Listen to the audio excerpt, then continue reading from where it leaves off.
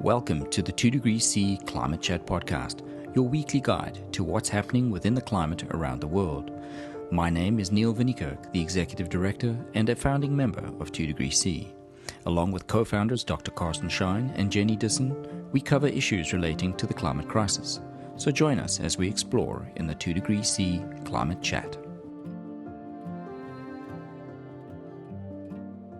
Welcome back to the 2 Degrees C Climate Chat Podcast. We're so happy today in person, rare for today being COVID. And as you guys can all see, we're recording outside today. Lad Akins, the curator of marine conservation, got that right, for Frost Science based out of Miami. So welcome, Lad. Thanks, Neil. It's good to be here. Good to see you again. Long-time friend. I'm so happy to be able to have you up here just in passing. So rare to be able to, especially nowadays, to actually sit down in a relative room space with somebody and have a face-to-face conversation. So I really appreciate it. Yeah, good to be. So just for those guys that are listening and for those that are watching the YouTube channel, who is Lad Akins? Oh, tell us about yourself. I don't know. I'm trying to figure that out myself. Well, as you mentioned, I work in marine conservation for Frost Science, and I've worked in conservation for many years. I helped start Reef Environmental Education Foundation, which is a conservation organization of divers, focused a lot on fish surveying, developing techniques for divers to be engaged in collecting data to help scientists better understand. I shouldn't just say scientists, to help people better understand what changes are taking place and where things are found and how numbers of fish change around the world. And then got sidetracked a little bit on invasive lionfish issues. So it's been a number of years. Which is how we met. Yeah, it is. Yeah. And so still working on some of those things, but also doing a lot more now with coral reef conservation and restoration. So active restoration and restoring reef. When I first started diving in Florida, it wasn't at the peak of the coral reef ecosystem, but they were still fairly healthy. I mean, they were fields and acres of staghorn and elkhorn coral that came right up to the surface. At Key Largo Dry Rocks, where the statue is, Careysport Reef. Those are the fingerly looking ones. Oh, the big, really big ones. Yeah. For the listeners. Beautiful. Yeah, beautiful stuff. The stuff that Jerry Greenberg took pictures of that was on the cover of National Geographic. Right. And that was in the early 1980s. And then we saw a decline. And it has been a very precipitous decline until those big fields are nothing but algae covered, half eroded skeletons. There's no live coral like we used to have at all in those fields. And you're losing those mostly because of hurricanes? It's a combination of factors. It's climate change, temperature, it's disease, it's storms, which obviously are more intense with warmer weather. Yeah. There are many factors that have come into play. But the point is, it hit rock bottom. Right. And that is hugely depressing. But now, with the restoration efforts and technologies that we're seeing, we are still close to bottom on this, but we're on an uptick. Good. And it's very promising to look at how we can restore these reefs and what we can do to help coral reefs come back to their splendor. And it's going to be a lot of work and it's going to be a lot of money. Mm-hmm. But it looks like we can do this, at least to some extent. All is not lost, and there is hope and there's promise, and that's a good thing because I'm an optimist. And for a long time, we were looking at a completely degraded system, and it's like, what can we do? Right. Well, now we have something that we can do. Right. And that's pretty exciting. And I mean, Florida is, I mean, we've obviously got sea temperature making an effect. We have ocean acidification making an effect. Now there's this stony coral tissue loss disease. Yeah. What can you tell us about that? Well, there've been other diseases throughout, throughout the years of coral demise. But this latest one is pretty dramatic. It affects the big boulder corals, like the brain corals and the big mountainous star corals. Pillar corals, highly susceptible. And this disease sets in, and it can wipe out a coral head in a matter of weeks. And that's scary. There's something that could be centuries old to die in the snap of a finger. And so a lot of work is going on addressing remedies. So antibiotic creams and ointments that could be placed around the perimeter of where the disease is to help stop the disease from spreading throughout a coral head. There have been some really interesting arcing projects, taking some of the non-disease surviving corals from the wild and bringing them into institutions like public aquariums, like Frost Science, so we can house those corals in a disease-free environment until the disease is gone or we have cures for the disease, and then be able to either breed these corals and put the offspring out or take these corals and put them back out in the wild.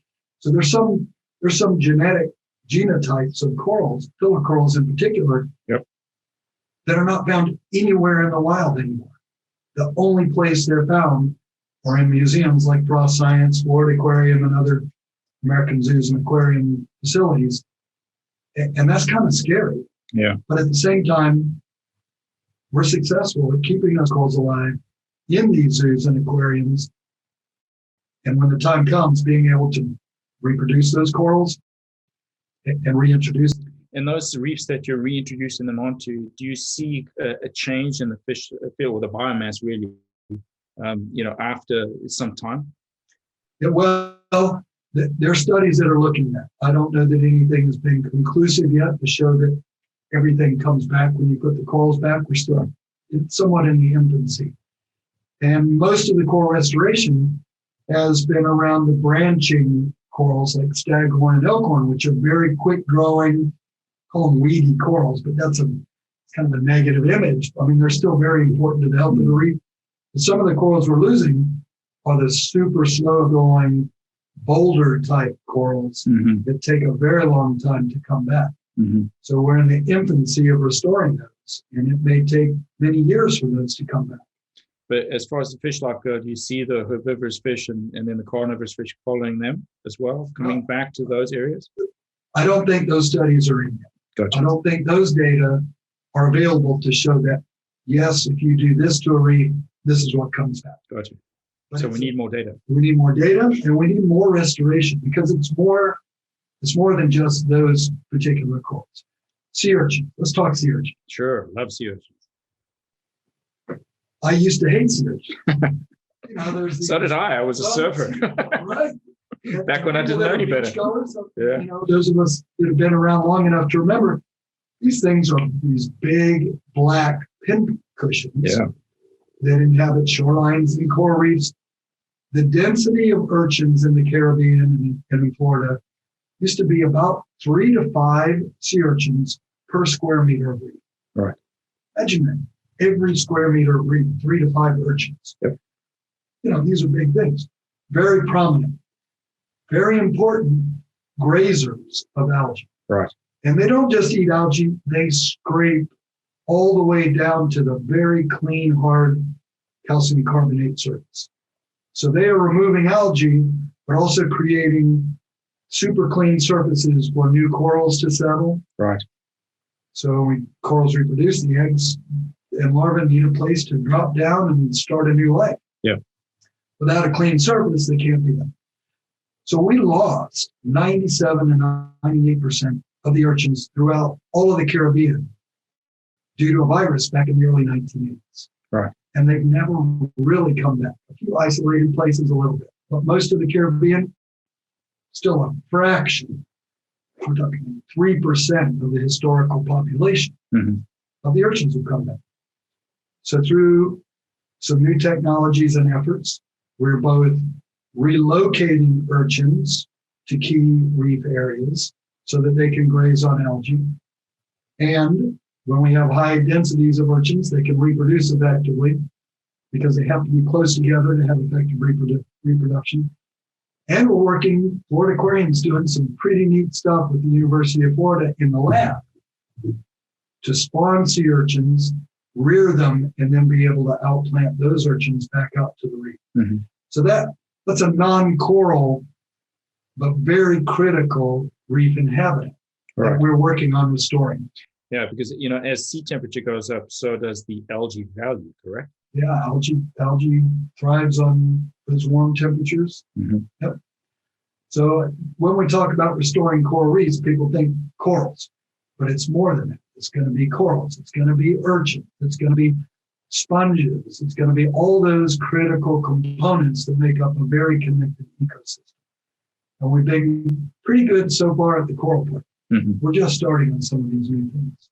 That's awesome. Yep, it's pretty exciting. Described barefoot luxury, the casually sophisticated Southern Cross Club is Little Cayman's original resort. This hidden gem is as unique and vibrant as the island it inhabits. A true island treasure, it is the perfect place to dive, fish, and relax. Its 14 beachfront bungalows are situated on 900 feet of white sand, only minutes from the world-class diving found only in Little Cayman. Visit www.southerncrossclub.com to book your escape to tranquility. Hi, I'm Adrienne with Quest Dive Adventures, and you're listening to the 2 Degrees C Climate Chat podcast. So that's, I think, a really good place to start because, we know that coral species are declining all over the world. And so far as we can tell, a lot of that is based on temperature. We're just exceeding the temperature range that corals can tolerate. Maybe you can tell us a bit about that, about your experience.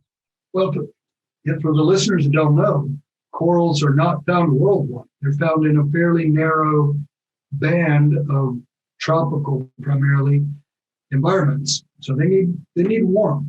They can't survive in super cold water. So they need some warmth. But low nutrients, warm water, clear water is coral habitat around the world. So they're not found everywhere. Gotcha. And as things change, those parameters of what constitutes a coral healthy environment are changing also. So as those temperatures rise, what can you see happen in the coral? Well, a few different things happen. It gets too warm. Well, let's back up for a second. Corals are animals. People think of a coral reef and they think of a hard structure. And it is hard, but that's a skeletal structure of the animal that lives inside those hard calcium carbonate skeletons. So corals pull calcium out of the seawater and they build their skeleton that they live in. It's like imagine a condominium or apartment complex where you have a lot of different people living in different units, but it's all part of the same building. Mm-hmm. So a coral is made up of many different individual animals all living in concert with a common skeletal structure. Mm-hmm. And that skeleton is calcium carbonate. Mm-hmm. Corals also have a symbiotic algae that lives inside their tissues. And it helps them as a food supply. It helps them convert sunlight into energy. And when temperatures get too hot, corals expel those algae symbiotes. Mm-hmm. We call that coral bleaching because the algae gives the coral its color.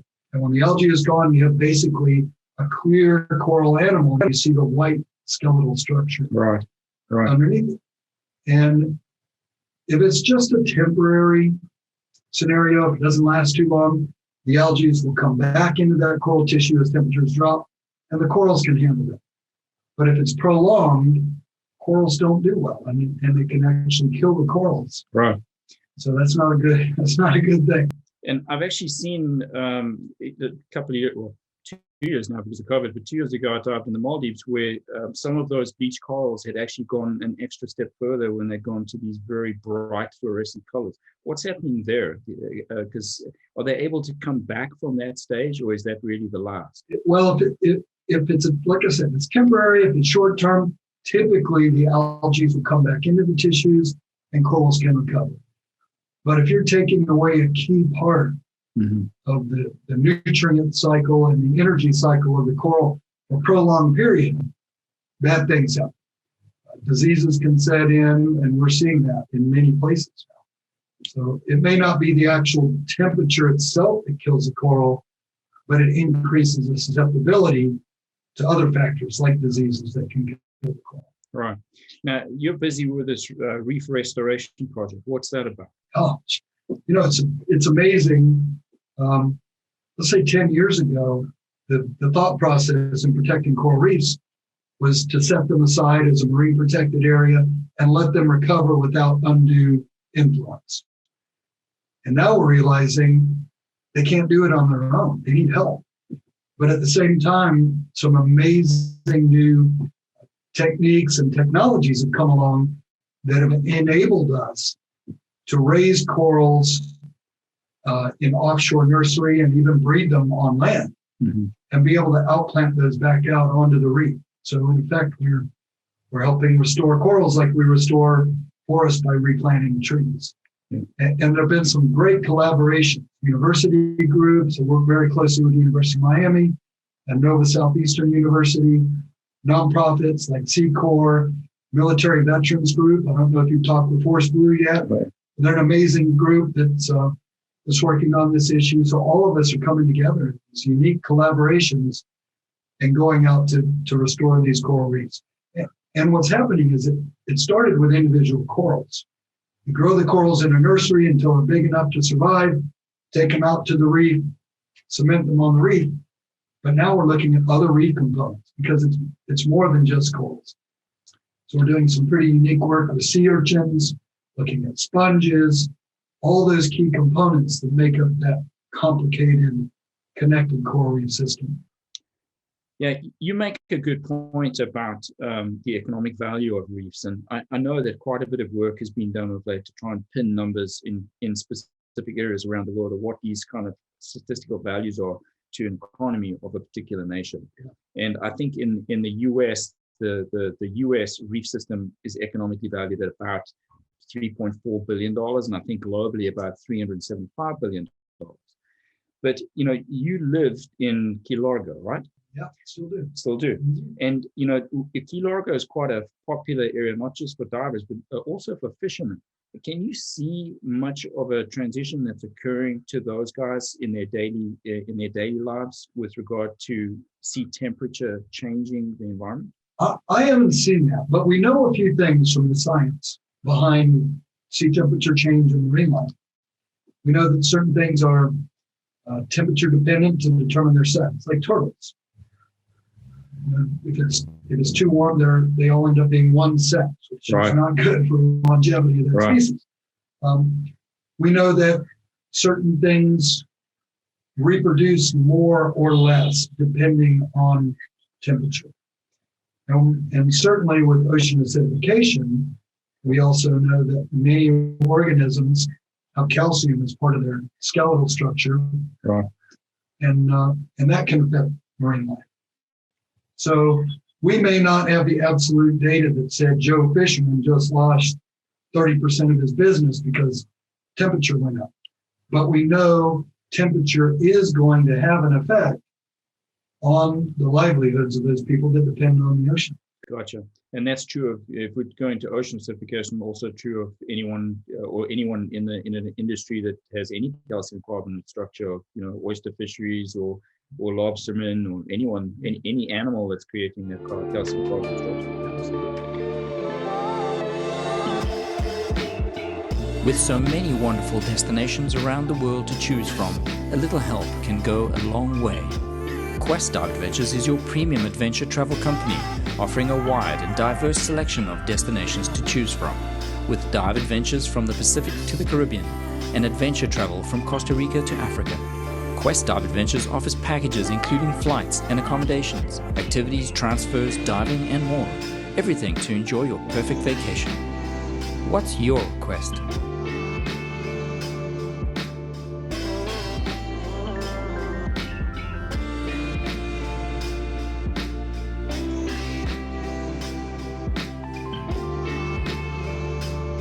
So you've been involved in quite a lot of projects over the years, and some I've seen you on Lionfish, and you've been involved with the Nassau Groupers project as well, and a bunch of projects that your name's been attributed to. What kind of data have you seen that's been collected in the ocean right now that's of value? Well, the projects I've been involved in have been primarily biological data. Look at how many fish are found, how big they are, how much things move, but it all comes down to numbers that we can plug into formulas to look at what's changing. And that's the main point of science, be able to look at what's going on, predict what those impacts are going to mean in the future. Yeah. And we need that kind of information. To make informed decisions, we need information on what's going on out there. Yeah. And do you think that, what kind of data is available in the ocean right now? Most of the data is coming from sea surface temperature from satellites, and others from moored reef buoys and ships. But what other data how do you see we can fill these gaps? Well, we have also volunteer collected data. So like the Reef Fish Survey program, there's volunteers out there watching and recording fish and reporting those. A lot of scientists are looking at growth rates and changes in we call benthic composition, which is the bottom. Mm-hmm. So around a coral reef, looking at how much algae there is compared to live coral, et cetera. And there are some physiological data components, but physical oceanography, I think, is a key element that you mentioned. A lot of satellite information and atmospheric information. But when you talk about the oceans, it's hard to gather information under the surface. Right. So a lot of what we know about the oceans is surface related. But what goes on underwater, a little more challenging because you have to, it's a challenging environment. You have to have access to that. Yeah, I know it is actually very difficult to raise funds to do research in the ocean environment. It seems a space that's not adequately funded. One of the things you hear a lot about during hurricane season, if you watch the Weather Channel, during those months when it's hurricane season, they're always talking about heat content of the oceans and surface temperature, because those are things that fuel hurricanes. Right. The warmer the ocean is and the more heat content is in the ocean, the more you're going to see increase in intensity of the storms. And it's my understanding that we have a fairly good system in place to collect that information from the surface via satellite observations. But how deep that heat goes, not so much. Right. So there's a need for more data on what's going on with just something as basic as ocean temperatures. Yeah. And I know that we touched it a little earlier. We touched on ocean acidification, and we know that carbon dioxide that's being released as a greenhouse gas is being taken up by the ocean. And I know in other podcast episodes we've covered some of the mechanics of how that works. Mm-hmm. But do you think it's fair to say that as the climate is changing and added stresses like ocean acidification caused by the uptake of high amounts of carbon dioxide, do you see this having a negative or long-term negative effect on the reef structure? Yeah, absolutely. And it may be rising, unfortunately, in multiple scenarios. It may be rising to the top of the list. So we used to think about pollution, we used to think about overfishing, and now climate change and ocean acidification may trump those traditional impacts and actually be more of a factor than those other traditional impacts. Yeah, we see that some species are moving poleward because of the temperature range. And you and I both know that from lionfish, because as the temperature changed or has changed. It's allowed lionfish to overwinter further and further north. But yeah, I mean, there was an article just the other day about great whites off the west coast of America, and how they're going further and further north as well. Yeah. But I mean, this is relative not just to fish species; it's relative to marine mammals and chasing their food source. So if we think about the temperature itself, we surely have to consider other. Not just the species, but also their prey items, whether they be fish or even algae, right? You're going down the exact line I was going to go down. Oh, perfect. No, it's critically important. We think, somebody will hear, well, the range of lionfish or something else changed. It's moving further north. And that in itself doesn't sound bad. But when you look at that entire ecosystem from the primary algae and the krill that feed on those, and then the anchovies that feed on that, and marine mammals that feed on that, and the exchange of nutrients and energy through that whole system, the entire system is shifting. And that is very disruptive. And that is scary. When you think about the planet changing in the way it operates, it's not one single thing that's shifted its range 100 miles. It's an ecosystem that is shifting in ways that, God, who knows what that's going to be, but potentially some very negative consequences. Yeah, throughout the food web. Yeah, and the food web includes us. Yeah. We may be the ones eating those things, but we're part of that system. And I think that's sometimes where science misses the boat, is they don't bring it back to us. And how is this going to affect us?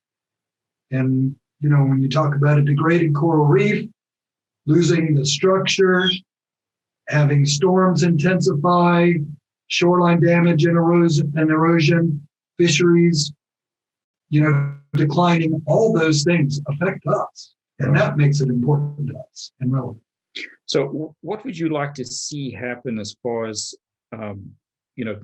being able to take this cause to a higher level? How would you like to approach it? It's so interesting. It's got to be bottom up and top down. It can't be one or the other. I mean, banning a plastic straw, awesome, great. Yeah. But it has to be more than groups of us getting together and saying we're not going to use a plastic straw. It also has to be our regulators and our government changing their mindset and shifting. And science has to inform that. Public opinion, yes. All of us talking to our regulators and saying, we want this to happen, but the science has to inform it. And I think the more data we have to back all that up, the stronger the case is. Yeah, I know we 2°C, we've been working quite a long time on putting sensors into the wild. Let's say, whether it be terrestrial or aquatic, and we have spent a long time trying to work on an aquatic solution, and it really just turns into funding. So we are trying very hard to do that, and I know the history behind it. But yeah, and I applaud that. We need it. We need that. We need those data. It's not one single piece of data. It's continuous streams of data to inform what's going on and help us predict what's going to happen and allow us to make changes so that they don't negatively impact us. Right. Well, I think that, I wish you and Frost Museum of Science all the best and best of luck with the coral outplanting that I know is upcoming for you guys. It's a wonderful project, and we know it's beneficial to the reef. And 2°C, we just wish you guys all the best of luck with all of your adventures, and hopefully I'll get to see you in person a little sooner than a long time again. Yeah, well, the same thing. We're big supporters of what you're working on, and all of us working together, I think, is going to have a major impact. Awesome. Thank you, Lady Akins. Thanks for coming.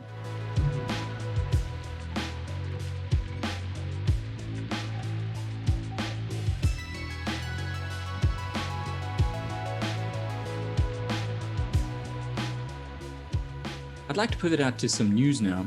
And joining me to discuss some news, Dr. Carson Shine. Thanks for coming in. And for those of you that are just joining us for the first time or listening for the first time, we do have a newsletter that goes out once a week. It's called the 2 Degrees C Climate Check, where we pull out about 2 or 3 news articles that we find that are climate related, that are interesting, and add that to an interesting climate report. Just once a week, just the facts. And so today, Carson, I did see a headline, and just looking at it now, the headline is "Deepening Drought Holds Ominous Signs for Wildfire Threat in the West." What's going on again? It's coming up for wildfire season, but how can we expect this to unfold this year? Thanks, Neil. The issue really is there's been an ongoing drought in California and other parts of the West for many years, really.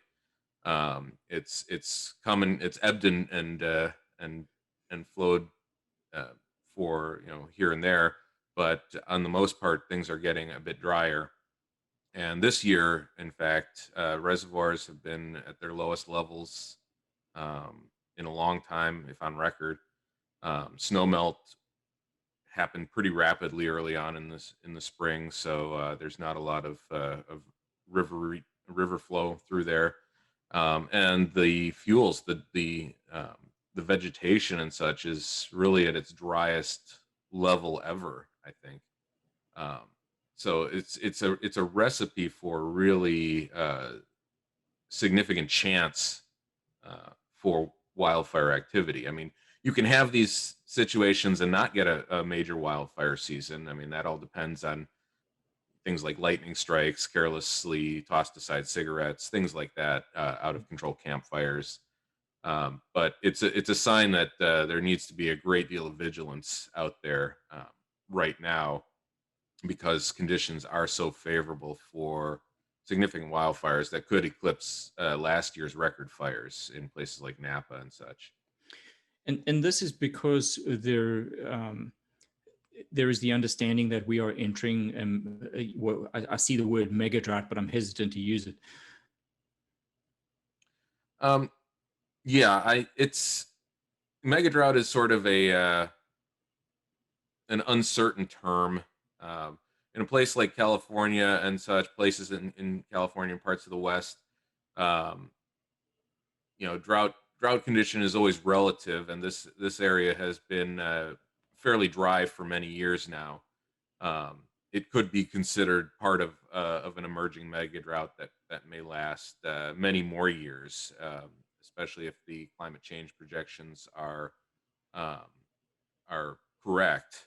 Things are trending towards drier conditions out west, and the opposite is true in places like the Midwest and the Southeast that are going to be expecting more precipitation, possibly more flooding in terms of a rainfall regime than droughts. Are we seeing a difference in the snowpack heading into the summer months? From the catchment areas? Very much so.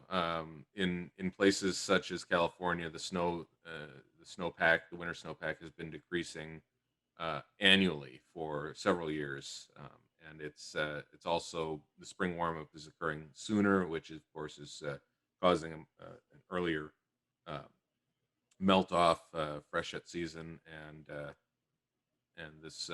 in the wintertime, more of this precipitation is falling as rain rather than snow. So these rivers really don't have their spring runoff the way that they used to in a lot of these places. Good. Well, thank you. We'll be watching this one closely. Much appreciated. Thanks, Carson. Yeah, thanks. Let's stop there.